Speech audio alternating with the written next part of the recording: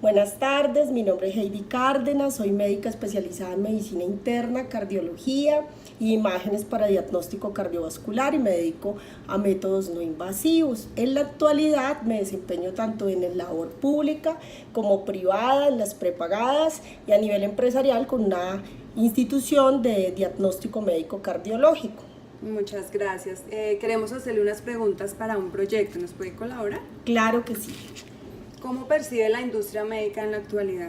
Bueno, lo primero que hay que decir es que en el pasado la medicina no se consideraba una industria, porque siempre ha estado basada con el principio de la ética y con valores altruistas. Entonces se consideraba más una profesión con un beneficio a la sociedad, pero no se veía como una industria. En la actualidad pues ya se ha comprendido que es un producto que se vende, que es la salud, obvio, sin dejar los valores de lado, y que obviamente tenemos un paciente que viene a hacer las veces de un comprador o un beneficiario, y obviamente una serie de servicios que nosotros como médicos o instituciones ofertamos. En la actualidad la percibo como que en el sector público falta cubrimiento de los pacientes, falta asegurar todas las posibilidades para que todos tengan la suficiente accesibilidad al servicio.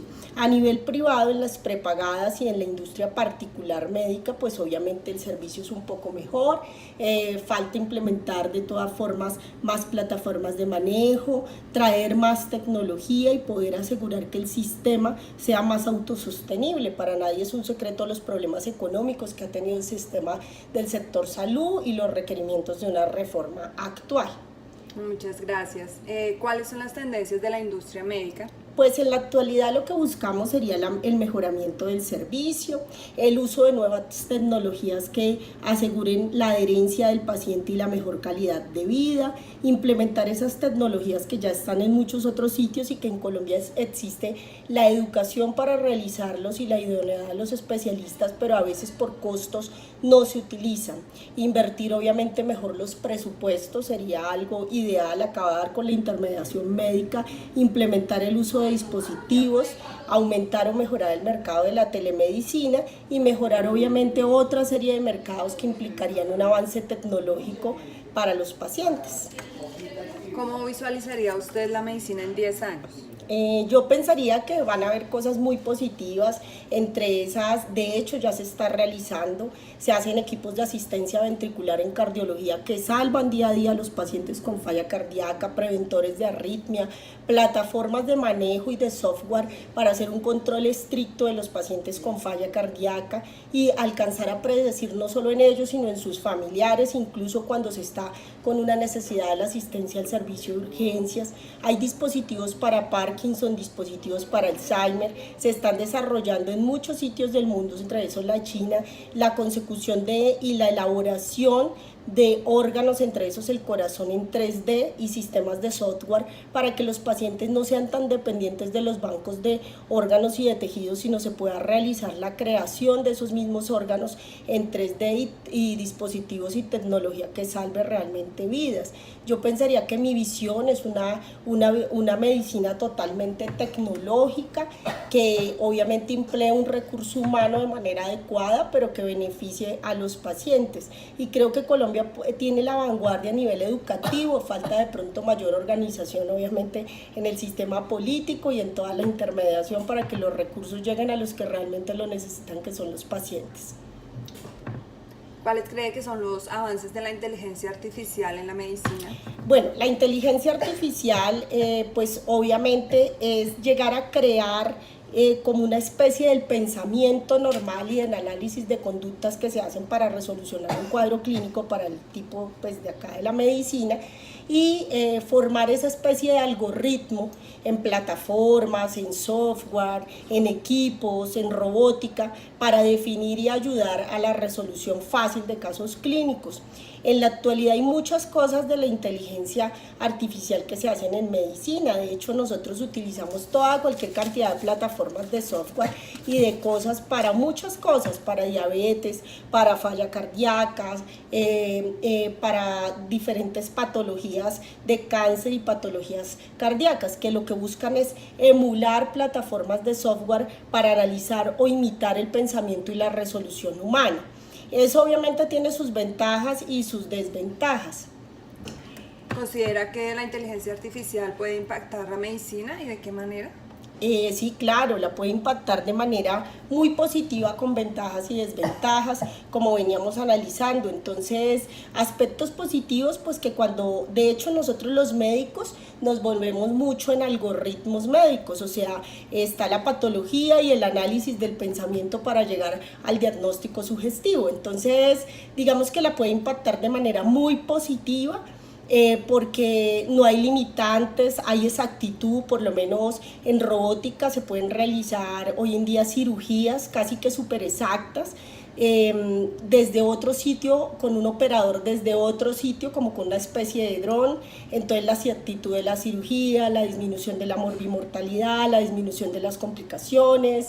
Se pueden utilizar también, digamos que eso es positivo, el no cansancio del operador, la exactitud, la operabilidad 24 horas.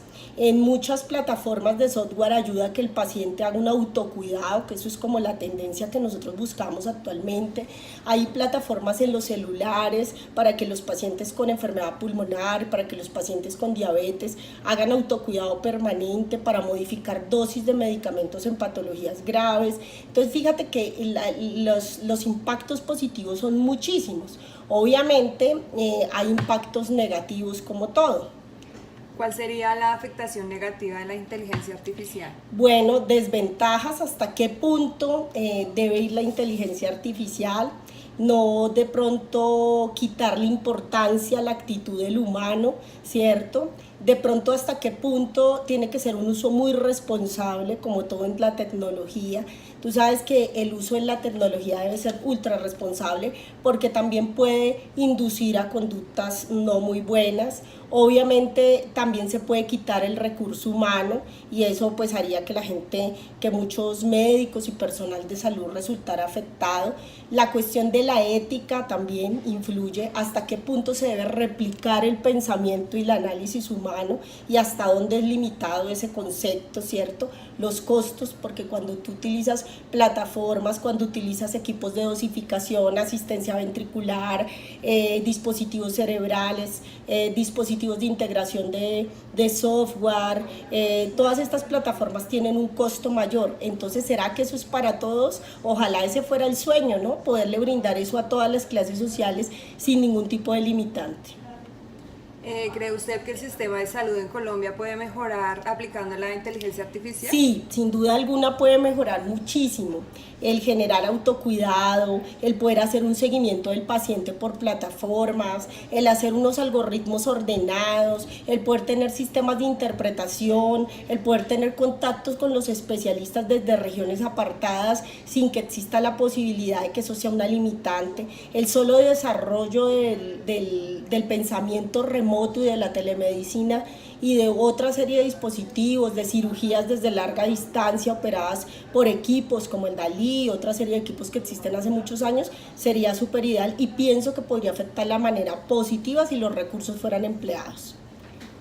¿Cómo cree que se adaptaría el estudio a la medicina después de la inteligencia artificial? ¿Se involucrará? Sí, yo pienso que el estudio de la medicina cada día, el médico en su preparación debe ser mejor, obviamente, utilizar los recursos que en algún momento nosotros no tuvimos o no utilizamos, así como en algún momento tuvimos toda la llegada de la productividad del internet, de muchos artículos, de los libros, de poder ver otras cosas, de videos. Hoy en día se utilizan simuladores, que son cosas que te entrenan la mente y te codifican el pensamiento para que sea muchísimo mejor. Esa inteligencia artificial va a promover el beneficio del autocuidado del paciente, el beneficio de la población, una mejor actividad profesional de la medicina y un entrenamiento espectacular, porque puede hacer que el médico vea muchas circunstancias y mucha simulación de situaciones clínicas previo a que realmente lo vean en un escenario real, y eso ayudaría muchísimo, obviamente. Cómo la inteligencia artificial se puede aplicar en cardiología, realmente se puede aplicar muchísimo porque la cardiología es una especialidad que requiere de todo el avance tecnológico. De hecho, la mayoría de los estudios en cardiología se soportan en plataformas de software y se verifican muchas cosas, los mapeos de presión arterial, muchas actividades eléctricas del corazón. Tenemos múltiples dispositivos que requieren de reprogramación, desde los más sencillos marcapasos hasta los equipos de asistencia ventricular, los equipos de resincronización cardíaca, los equipos de los cardiodefibriladores programables y mucho más aún los órganos. Hablábamos en otra parte de la entrevista cómo se quiere crear un corazón en 3D, hecho órganos pues hechos sistemáticamente. Entonces en cardiología es una especialidad profundamente sistemática en la cual se requiere todo el tiempo el desarrollo y el avance permanente de plataformas de software y de equipos, además de monitorización por muchos tipos de plataformas, entre esas la hipertensión pulmonar se utiliza, entre esas la misma falla cardíaca y otra serie de cosas. Pienso que el uso de la tecnología es básico en mi especialidad. Pensaría que es súper importante que se desarrollen todos los días plataformas que ayuden al autocuidado, al monitoreo de los diferentes equipos de los pacientes. De hecho, nosotros hacemos monitoreo y reprogramaciones y telemetrías permanentes de los equipos de implantación programable para prevención de arritmias. ¿Qué tanto el paciente es capaz de aceptar la inteligencia artificial? Realmente, si el médico le explica la utilidad que tiene cada una de estas cosas y el beneficio que le va a prestar a largo y a corto plazo, el tener bien monitoreada y bien manejada su enfermedad, por supuesto que el paciente la va a aceptar. Obviamente uno nunca puede hacer uso de la tecnología vulnerando los derechos del paciente, no teniendo un consentimiento informado, olvidándose del respeto básico, de la aceptación de los recursos y de la humanidad, no perdiendo la ética, que son valores súper importantes y cosas que obviamente no se pueden perder en el punto de vista médico. Pero de base los pacientes aceptan la tecnología si sus médicos les explican de manera adecuada la importancia de cada una de esas cosas y el beneficio y el impacto que va a tener para su salud. Pienso que eso es una obligación de nosotros, obviamente respetar los derechos del paciente, mantener los valores éticos, pero explicarles muy bien para que acepten los procedimientos y acepten la programación en las diferentes plataformas. Otra cosa importante es que uno con la inteligencia artificial puede obtener una gran cantidad de datos y acumular esos datos y hacer un excelente análisis epidemiológico para impactar la salud y para corregir errores futuros. Entonces, la verdad es súper básico el uso tecnológico para poder mejorar cada día más la prestación del servicio.